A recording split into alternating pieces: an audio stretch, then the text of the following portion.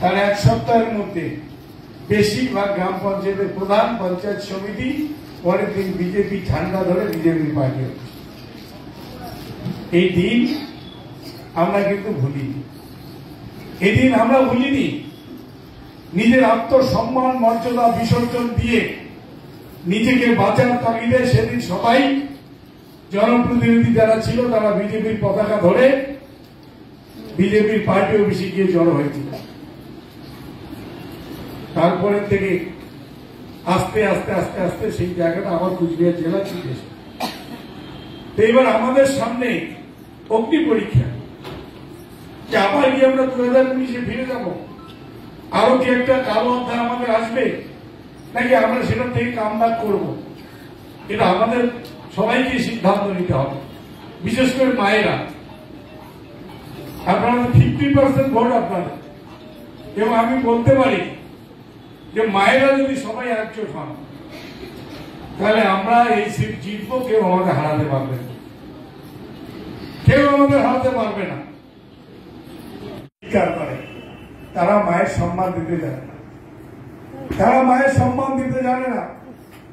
আজকে কুচবিহার জেলার যিনি প্রার্থী বিজেপি, যিনি 19-এ জয়ী হয়েছে, মায়েদের কাছে আমার প্রশ্ন, আমার বোনেদের কাছে প্রশ্ন, গ্রামে গঞ্জে এই কথাটা বলবেন যে 2019 থেকে 2024 এই 5 বছর লোকসভার সাংসদ মন্ত্রী কুচবিহার জেলার জন্য কি উন্নয়নটা করেছে? 1 কিলোমিটার কোথাও রাস্তা তৈরি করেছে? বলবেন না? প্রশ্ন করবেন?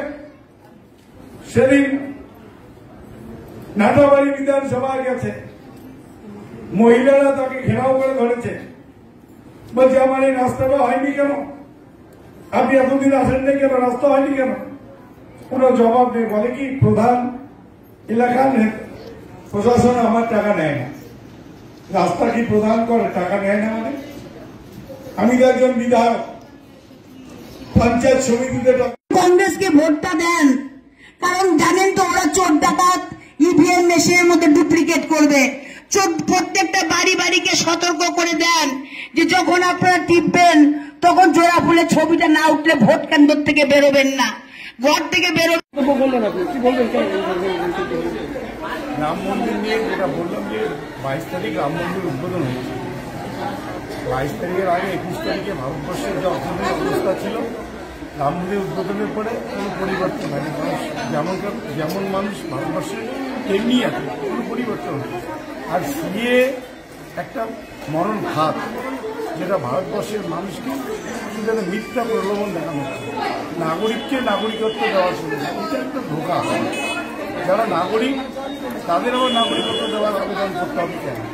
আমরা বাংলাদেশ থেকে যারা 2014 পরে আসবে তারা নাগরিকত্ব পাবে, কিন্তু ভারতবর্ষের বেশিরভাগ মানুষ যারা নাগরিকত্ব পেয়েছে তাদের কি লাভ?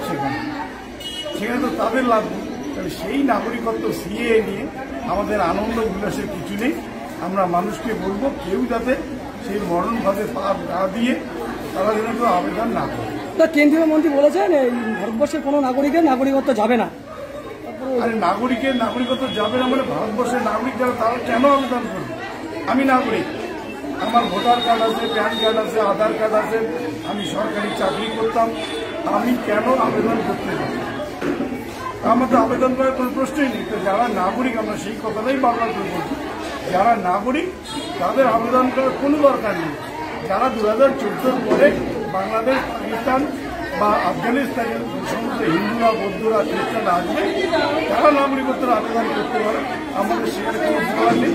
কিন্তু ভারতবর্ষের এই যে নাগরিক যারা দীর্ঘদিন ধরে ভোট দিয়ে আসছে, তারা যাতে আবেদন করার কোনো প্রয়োজন নেই, এটাই আমরা বলছি। প্রচার ও সাংগঠনিক সভা করলেন, কতটা সাড়া পাচ্ছেন? সমস্ত জায়গায় উৎসাহ আছে মানুষের মধ্যে। মানুষ এবার ঠিক করে নিয়েছে তারা ভোটের বাক্সে জমা দেবে।